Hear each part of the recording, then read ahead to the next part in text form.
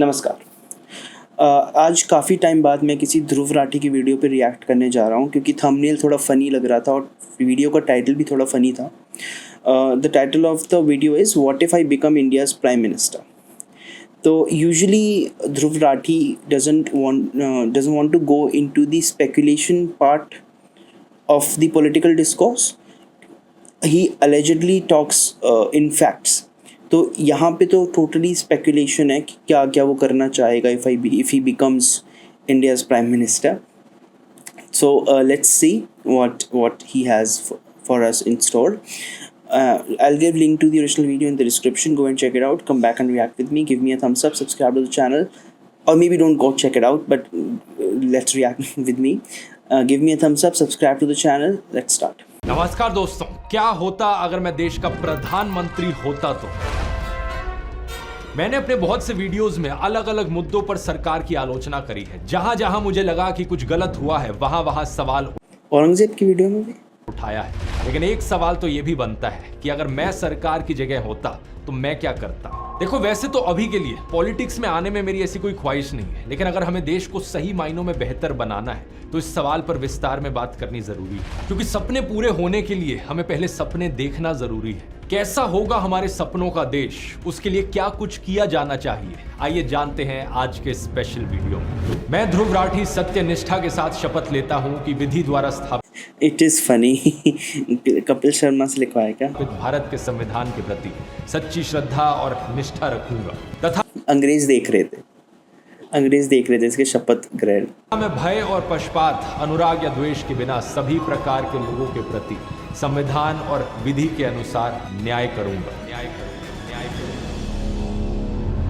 जब हम देश को स्वर्ग बनाने की बात करते हैं दोस्तों, तो अंग्रेजी में इसके लिए एक शब्द का इस्तेमाल किया जा सकता है, प्रॉस्पेरिटी। और प्रॉस्पेरिटी की बात करते हुए इंग्लिश में हमेशा कहा जाता है पीस एंड प्रॉस्पेरिटी, क्योंकि प्रॉस्पेरिटी बिना पीस के नहीं मिल सकती। पीस यानी शांति और सेफ्टी, ये किसी भी देश की नींव की तरह है। इसके कई सारे अलग अलग हिस्से हो सकते हैं, जैसे कि पहला बॉर्डर सिक्योरिटी। अगर कोई दूसरा देश हमारे देश के खिलाफ जंग पर जाए या हमारे बॉर्डर्स को इन्फिल्ट्रेट करने की कोशिश करे तो हमारी डिफेंस फोर्सेस फाइट बैक करें और हमारी सेफ्टी इंश्योर करें। दूसरा हो सकता है आतंकवादी हमलों से सेफ्टी। साल 2001 में हमने देखा पार्लियामेंट पर टेरर अटैक, 2008 में मुंबई टेरर अटैक, 2015 में गुरदासपुर आतंकवादी हमला, 2019 में पुलवामा हमला, 2023 में Jaipur Mumbai express terror attack, और हाल ही में हमने देखा रियासी आतंकवादी हमला जहां पर 9 लोगों ने अपनी जान खोई। इन्हीं पिछले कुछ दिनों में डोडा और कठुआ में भी आतंकवादी हमले देखने को मिले, जहां पर कितने ही लोगों ने अपनी जान खोई। पिछले साल अगस्त के महीने में होम मिनिस्ट्री ने राज्यसभा में एक स्टेटमेंट रिलीज करी थी कि पिछले 5 सालों में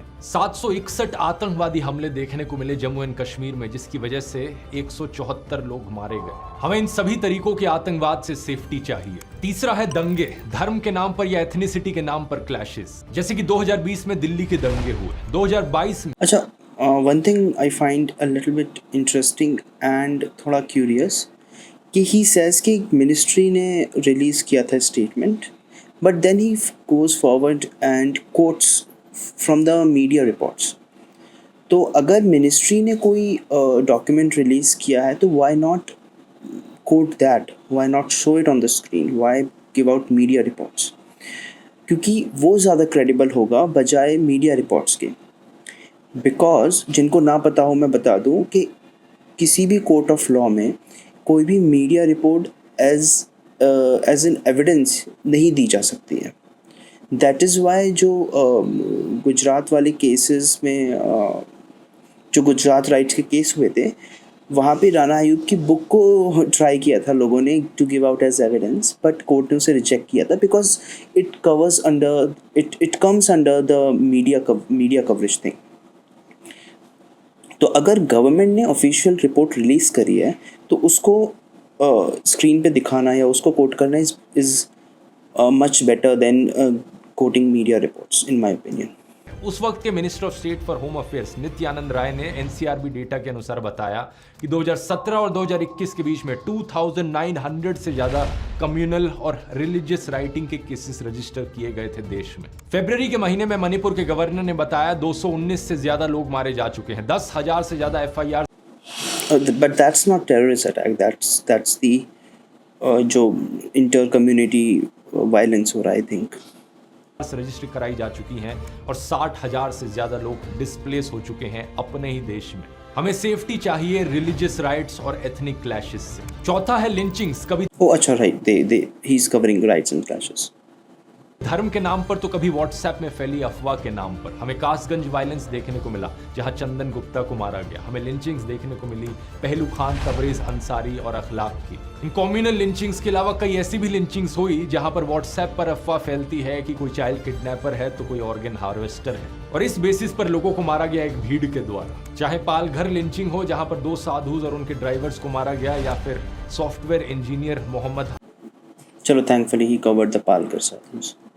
आजम की लिंचिंग कर्नाटका में। हमें सेफ्टी चाहिए लिंचिंग से। 5वां है क्राइम। क्या आप जानते हैं एनसीआरबी डेटा के अनुसार साल 2022 में 28,522 मर्डर केसेस रजिस्टर किए गए थे पूरे देश भर में। इसका मतलब है ऑन एवरेज हर दिन 78 मर्डर केसेस। लेकिन मर्डर इकलौता क्राइम नहीं है। हमें हिट एंड रन और रोड रेज के केसेस देखने को मिलते हैं, जैसे कि पुणे पोर्शे का केस। एक ओवर स्पीडिंग गाड़ी ने 2 लोगों को कुचल दिया। डेक्कन हेरल्ड की इस जनवरी की रिपोर्ट को देखिए। Ministry of road transport and highways के अनुसार 67,387 हिट एंड रन केसेस देखे गए इंडिया में।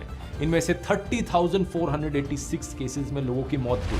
सोचकर देखो, हर साल करीब 30,000 लोग मारे जा रहे हैं देश भर में सिर्फ गाड़ियों की वजह से, सिर्फ रैश ड्राइविंग की वजह से। छठा है एक्सीडेंट्स। और भी अलग अलग तरीके के एक्सीडेंट्स होते हैं इसके अलावा। कुछ हफ्ते पहले की दैनिक भास्कर की रिपोर्ट की यह हेडलाइन देखो। ना जांच ना ऑडिट, देश की बड़ी इमारतों में 2.5 साल में 1,177 जाने गई। 2021 की टाइम्स ऑफ इंडिया की इस रिपोर्ट को भी देखो। इंडिया में हर दिन कम से कम 2 लोग मरते हैं ओपन पिट्स और मैनहोल्स की वजह से। एनसीआरबी डेटा के अनुसार 2015 और 2020 के बीच में टोटल में 5,393 लोगों ने अपनी जान खोई गड्ढों में गिरकर। फिर है रेलवे एक्सीडेंट्स। कहीं पर ट्रेनों की डिरेलमेंट हो जाती है तो कहीं पर टकराव होता है। पिछले साल हमने देखा सबसे भयानक ट्रेन एक्सीडेंट, जहां पे ऑलमोस्ट 300 लोगों की जान गई। डेटा के अनुसार पिछले 60 सालों में नंबर ऑफ रेलवे एक्सीडेंट्स धीरे धीरे कम होते गए हैं, जो कि अच्छी चीज है। लेकिन टेक्नोलॉजी जितनी तेजी से इंप्रूव हुई है उस हिसाब से तो आज के दिन ऑलमोस्ट 0 रेलवे एक्सीडेंट्स देखने को मिलने चाहिए थे हमें। और ट्रेनों का एक्सीडेंट्स तो छोड़ो, जानते हो कितने लोग अपनी जान खोते हैं हर साल रेलवे ट्रैक्स को क्रॉस करते हुए? जनवरी 2024 में गवर्नमेंट रेलवे पुलिस ने ये डेटा प्रोवाइड किया। टोटल 2,590 लोगों ने अपनी जान खोई मुंबई सब अर्बन रेलवे ट्रैक्स में सिर्फ साल 2023 में। यानी कि सिर्फ मुंबई लोकल ट्रेन की बात करें तो ऑन एवरेज हर दिन। अब मुंबई के केस में जो मेट्रो प्रोजेक्ट्स हैं उससे the plan is to reduce the crowd in the local trains by providing metro, but metro का construction बहुत ज़्यादा डिले हो गया है because a lot of environmentalists and the NGOs are protesting against the construction of metro क्योंकि allegedly it will lead to some deforestation and displacement. तो इस वजह से वो डिले हो गया है and that is why we see a lot of accidents because there is overcrowding in the locals. 7 लोग मारे जा रहे हैं ट्रेनों से नीचे गिर के या रेलवे क्रॉसिंग करते हुए। कभी सड़क पर चलते चलते लोग गड्ढों में गिरकर मर जाते हैं, तो कभी कोई गाड़ी आकर उन्हें कुचल जाती है, तो कभी रेलवे ट्रैक्स क्रॉस करते वक्त लोगों की जानें चली जाती हैं, तो कभी कोई ब्रिज टूटकर नीचे गिर जाता है। 2022 में हमने गुजरात में मोरबी ब्रिज कोलैप्स देखा, जहां पर 135 लोगों ने अपनी जान खोई। कहीं पर इल्लीगली लगाई हुई होर्डिंग नीचे गिर जाती है और उसकी वजह से लोग मरते हैं, जैसे कि मुंबई में हमने देखा जहां 16 लोगों की मौत हुई। इस होर्डिंग के डायमेंशन 120 बाय 120 फीट थे, जो कि permissible dimension 40 feet by 40 feet से कहीं ज्यादा था। और कहीं पर तो खराब दवाइयों की वजह से ही उनकी मौत हो रही है। 2019 में 12 बच्चों की मौत हुई क्योंकि एलिजिडली उन्होंने टॉक्सिक कफ सिरप पी लिया था जम्मू में। सोचकर देखो दोस्तों, एक आम इंसान की जिंदगी की कीमत आखिर इतनी सस्ती क्यों है? मैं अगर प्रधानमंत्री हूं तो मैं इस धारणा को बदलूंगा। हाँ बिल्कुल, मैं धारणा को बदल दूंगा। मैं अगर प्रधानमंत्री बन गया तो मैं सारे एक्सीडेंट्स रोक दूंगा, सारे इलीगल काम रोक दूंगा, सारी गलतियां लोग जो कर रहे हैं, चुपके क्राइम कर रहे हैं, वो मैं सब रोक दूंगा। किसी भी आम इंसान की जान की कीमत, भाई देश आज़ाद हो गया है तो ये सब क्यों हो रहा है? उतनी ही होनी चाहिए जितनी कि मेरी यानी भारत के प्रधानमंत्री की। हमारा देश 1947 में आजाद हो गया था, 1950 में हमारा संविधान लागू हुआ, लेकिन आज 2024 में भी कई लोग ऐसे हैं जिनके दिमाग में वही कॉलोनियलिज्म, वही फ्यूडलिज्म भरा हुआ है। इन लोगों के लिए बात हजम करनी बड़ी मुश्किल है कि एक आम मजदूर की, एक गरीब मजदूर की जान की वही कीमत कैसे हो सकती है जो भारत के प्रधानमंत्री या किसी बड़े अरबपति सेठ की जान की कीमत है। लेकिन जरा सोचकर देखिए, चाहे आप प्रधानमंत्री हो या कोई बड़े अरबपति सेठ हो या कोई गरीब मजदूर या एक मिडिल क्लास आदमी, अपने परिवार के लिए तो हर कोई उतना ही खास हो। अरे भाई, give out the solution, like if you are the prime minister, give the solution. Obviously पता है कि it's not legal to kill people, it's not advised और it's not like preferred to kill people, but things happen because there are so many flaws in the system, right? कहीं पे बहुत ज़्यादा over population हो गई है, अच्छे से लोग सेफ्टी प्रिकॉशंस का ध्यान नहीं रख रहे हैं, इंस्पेक्शन नहीं हो रहे हैं, ये सारी प्रॉब्लम्स हो रही हैं। So give out the solution how you will deal with that. ऐसे ये मोरालिटी वाले लेक्चर दे के क्या होगा? नोबडी इज सेइंग कि लोगों को मार दो, लोगों की जान की कीमत नहीं। Obviously nobody is saying that, nobody is going to refute this। भाई हमें ही पता है, आर्टिकल में लिखा हुआ है ना। और संविधान की नजरों में भी ऐसा ही होता है। हमारे संविधान का आर्टिकल 14 है राइट टू इक्वालिटी, जिसके मुताबिक कानून की नजरों में हर कोई बराबर है। और सेकेंडली, देश में रहने वाले हर एक इंसान को लॉ की इक्वल प्रोटेक्शन मिलेगी। मैं इंश्योर करूंगा प्रधानमंत्री होने के नाते कि इस चीज को इंप्लीमेंट किया जाए, सेफ्टी और सिक्योरिटी हर किसी के लिए हो, क्योंकि जान है तो जहां है। आप पूछोगे लेकिन मेरे पास एग्जैक्टली सॉल्यूशन क्या है? अभी तक तो मैं सिर्फ प्रॉब्लम्स ही गिनाए जा रहा हूं, लेकिन सच बात यह है दोस्तों कि नो अच्छा, सॉल्यूशन की पहली स्टेप यही है, प्रॉब्लम को डायग्नोस करना। जब आप बीमार होते हैं और डॉक्टर के पास जाते हैं बीमारी को ठीक कराने के लिए, तो डॉक्टर सबसे पहली चीज क्या करता है? देखता है कि एग्जैक्टली कौन सी बीमारी है आपकी प्रॉब्लम का डायग्नोसिस। देखो, अब ये बात ठीक लग रही होगी, लाइक लेमन पर्सन को ठीक लग रही होगी, but the analogy is completely wrong. What he did is tell the symptoms. ठीक है, सिम्टम कोई भी बता सकता है। मुझे बीमारी है, मुझे कहीं पे दर्द होगा तो मैं सिम्टम बताऊंगा। Now the doctor will go and doctor will analyse कि अकॉर्डिंग टू दीज सिम्टम्स बीमारी क्या है। इसने जो कुछ भी गिनाया दे वर ऑल सिम्टम्स। बीमारी वो होती कि जो डॉक्टर रिकॉग्नाइज करेगा, या फिर इस केस में जो अथॉरिटीज़ या ऑफिशियल्स रिकॉग्नाइज करेंगे, वो ये होगा कि सिस्टम में प्रॉब्लम क्या है जिस वजह से ये सिम्टम्स दिखाई दिए, राइट?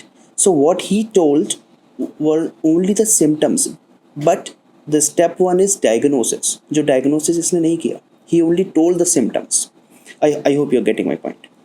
लेता है वो, क्योंकि जब तक बीमारी नहीं पता होगी तब तक दवाई देने का कोई फायदा नहीं है। 99% केसेस में अगर आप कोई भी दवाई दे दोगे तो उससे प्रॉब्लम सॉल्व नहीं होगी। दूसरा स्टेप आता है इसके बाद प्रॉब्लम को एक्सेप्ट करना, और तीसरा स्टेप फिर आता है एक्शन लेना प्रॉब्लम को सॉल्व करने के लिए। सही एक्शन लेना, सही दवाई देना। ज्यादातर केसेस में ज्यादातर पॉलिटिशियंस इन पहली दो स्टेप्स को इग्नोर कर देते हैं। वो अपने भाषण देते हैं हवा में कि बच्चे देश का भविष्य है, नारी शक्ति का सम्मान, जनता जनार्दन है, ऐसी बातें करते हैं, लेकिन प्रॉब्लम को कभी डायग्नोस नहीं करेंगे, कभी उसकी बात नहीं करेंगे। या well, that there I agree. थोड़ा सा एक्सेप्टेंस का प्रॉब्लम होता है in every state, in every party, in every government, और कभी एक्सेप्ट नहीं करेंगे प्रॉब्लम। सरकार में बैठे बहुत से पॉलिटिशियंस प्रॉब्लम्स को बस कारपेट के नीचे सरकाना जानते हैं कि कहीं हमारी स्टेट का क्राइम रेट ज्यादा ना दिख जाए, इसलिए कुछ केसेस में एफआईआर ही मत लिखो। कुछ नेता तो इस हद तक गिर जाते हैं कि अगर किसी जर्नलिस्ट ने किसी क्राइम की खबर। अच्छा, नाउ आई एम रियलाइजिंग कि we are not going towards what was like allegedly the title of the video was कि क्या मैं पीएम होता तो मैं क्या क्या करता, मैं क्या क्या पॉलिसीज लाता। वो सब नहीं हो रहा है। We are just bringing out news reports and pointing out the problems कि ये प्रॉब्लम्स हैं, मैं पीएम होता तो मैं ये सब सॉल्व कर देता। को एक्सपोज कर दिया तो उस जर्नलिस्ट को उठाकर ही जेल में डाल दिया। पिछले एक वीडियो मैंने बात करी थी अंकिता भंडारी के मर्डर केस की, जहां पर पुलिस ने हिंदी न्यूज़पेपर जागो उत्तराखंड के एडिटर आशुतोष नेगी को ही जेल में डाल दिया, अरेस्ट कर लिया, क्योंकि वो बड़े करीबी से इस केस को रिपोर्ट कर रहे थे। इन्हीं सब चीजों की वजह से नेशनल फैमिली हेल्थ सर्वे, जो कि एक सरकारी सर्वे है, हमें बताता है बार बार ओवर द ईयर्स की औरतों के खिलाफ जो क्राइम है वो एक बहुत बड़े स्केल पर अंडर रिपोर्टेड है कई सारी स्टेट्स में। पुलिस एफआईआर ही नहीं दर्ज करती। जो लोग इन प्रॉब्लम्स की बात करते हैं उन्हें धमकाया जाता है, उन्हें पेसिमिस्टिक कहा जाता है, कभी एंटी नेशनल, कभी फॉरेन फंडेड कहा जाता है, और ये सारी डॉग विस्लिंग ऊपर से होती है। लेकिन अगर मैं प्रधानमंत्री, इसके आयरॉनिकली देखो, प्राइम मिनिस्टर के पास बहुत बहुत बड़ा पद होता है, ठीक है. Now I am not disagreeing with him कि yes this kind of thing should be encourage कि स्पीक अप. बट जैसे फॉर एग्जांपल लेट्स से मेरे पास 100 रुपये हैं, तो मैं 100 रुपये को लेकर के थोड़ा ज़्यादा प्रोटेक्टिव हूँ, पॉसेसिव हूँ, ठीक है, इनसिक्योर हूँ कि कोई वो छीन ना ले, ठीक है. तो अगर कोई बंदा बोलेगा कि इसके 100 रुपये ले लो, या फिर ये जो इसके पास है ये थोड़ा इलीगली ऑब्टेन्ड है तो इससे किसी तरह वापस लो, you have to give these rupees up, so I will try to fight it, ठीक है. मैं उसकी बात नहीं करूँगा, नहीं मानूंगा, और मैं उसको चुप कराने की कोशिश करूँगा. Now imagine the level of control a prime minister has, ठीक है. उस लेवल पे जाकर के कितनी ज़्यादा प्रोटेक्टिवनेस बढ़ जाती होगी. ओके, थोड़ा कम करो. Look at Dhruv Rathee. Dhruv Rathee has a channel जिस पे बहुत like I don't know how many subscribers he has. He has around 23 million subscribers, 22.9. ठीक है. तो अगर someone makes a video criticizing him, so what he does is he leaves out his dogs on that person. वो बंदे जाकर के criticise करने वाले को चुप कराएंगे, मना करेंगे, उसको पूरी तरह हरास करेंगे, ठीक है, कमेंट्स करेंगे. तो if he has that kind of possessiveness, that kind of insecurity for his YouTube channel, imagine अगर उसके पास पूरी कंट्री होती तब वो कितना ज़्यादा पॉसेसिव होता, तब उसे कोई क्रिटिसाइज़ करता तो वो कितना उसके पीछे पड़ जाता. तो ये बातें कहने में आसान है, बट प्रैक्टिकली खुद देखो तुम क्या कर रहे हो, ठीक है. और तुम ही अगर प्राइम मिनिस्टर होते फिर तो तुम पता नहीं क्या कर देते. तो आई नो लाइक जैसे कम्युनिस्ट मैनिफेस्टो है, बहुत अच्छा लिखा हुआ है, लेकिन प्रैक्टिकली इम्प्लीमेंट नहीं हो पाता ना. सेम चीज़ यहाँ पर. मंत्री हूँ तो मैं लोगों को कहूँगा स्पीक अप, अपनी आवाज उठाओ. मैं मीडिया को कहूंगा अपनी आवाज उठाओ, रिपोर्ट करो इन सारे सेफ्टी इश्यूज पर जो देखने को मिल रहे हैं. ये सारे क्राइम के इंसिडेंट्स, टेररिज्म के इंसिडेंट, लैशेस, लिंचिंग्स, ये सारे केसेस जहां लोग गड्ढों में गिरकर मर रहे हैं, कभी टूटे हुए ब्रिजेस के नीचे आकर मर रहे हैं, तो कभी खराब दवाइयों की वजह से मर रहे हैं. इन सब चीजों पर रिपोर्ट करो और डरो मत, क्योंकि मैं आपको बचाऊंगा. क्योंकि मैं जानता हूं इन प्रॉब्लम्स को सॉल्व करने की पहली स्टेप है इन प्रॉब्लम्स को डायग्नोस करना. तो क्या मीडिया को आपसे डरना चाहिए? पहली बात है, अगर उनको किसी से डर लगता है तो क्षेत्र छोड़ देना चाहिए. लोकतंत्र में मीडिया अगर ताकतवर नहीं होगा तो लोकतंत्र चलेगा नहीं. और ऐसा डरपोक मीडिया देश को नहीं चाहिए, भाग जाने वाला नहीं चाहिए मीडिया. मजबूत मीडिया चाहिए. डर, ठीक है. ये स्टेटमेंट सुना मोदी का, as oppose to Priyanka Chaturvedi ने एक स्टेटमेंट दिया था कि अगर हम पावर में आते हैं तो हम ये जो रिपोर्टर्स हैं ना, इन सबका सफाया कर देंगे. जो रिपोर्टर्स अभी एलिजिडली प्रो मोदी हैं, उन सबको हम हटा देंगे. So you can see the contrast between the two parties. डट करके खड़ा रहे, कितना ही बड़ा तिस्मार खा के. एंड अखिलेश ने भी कहा था राजनेता आया हो तो भी खड़ा रहे, ऐसा मीडिया चाहिए. भागने वाली बात मत करो भाई, और भागते हो तो मुझे कहना, मैं मदद करूंगा, बचाऊंगा. और जानते हैं क्या दोस्तों, एक बार किसी लीडर ने अगर प्रॉब्लम का डायग्नोसिस कर लिया, उसे एक्सेप्ट कर लिया, तो उसके बाद सोल्यूशन ढूंढना इतना मुश्किल नहीं बच जाता. फॉर एग्जाम्पल, अगर लोकल पुलिस स्टेशन मना कर देता है FIR फाइल करने से, तो लोगों के लिए एक ऐसी फैसिलिटी होनी चाहिए कि कंप्लेन करने वाला SP एक्चुअली अब ऑनलाइन कर सकते हैं. सो इवन इफ ये रिफ्यूज़ कर देंगे, you can file an FIR online so that there is a paper trail. तुम ये दिखा सकते हो कि मैंने टाइमली इन्फॉर्म किया था बट कोई एक्शन नहीं हुआ है, बिकॉज ऑनलाइन थोड़ी कोई मना कर देगा. There they will accept the FIR and I have done it. Like in some instance I had file and complaint on online an FIR. So it can be done. वो तो बता दो ना प्लीज़, सो दैट पीपल नो के office में जा पाए और वहां पर FIR दर्ज करा पाए. साथ ही साथ एक डिपार्टमेंटल इंक्वायरी भी बिठाई जाए कि उस पुलिस स्टेशन में उस पुलिस ऑफिसर ने क्यों नहीं करी FIR रजिस्टर. कैसा लगा ये सिंपल सा सोल्यूशन? सुनने में इम्प्रैक्टिकल लग रहा है क्या आपको? या इम्प्रैक्टिकल लग रहा है. SP के ऑफिस में लाइन नहीं लग जाएगी बहुत बड़ी? इम्प्रैक्टिकल नहीं है, ये एक्चुअली में किया जा चुका है हमारे देश में. राजस्थान सरकार ने 2019 में ये डिसीजन लिया था. अगर ऊपर बैठे लीडर की नीयत साफ हो तो बड़ी आसानी से ऐसे सॉल्यूशंस इंप्लीमेंट किए जा सकते हैं.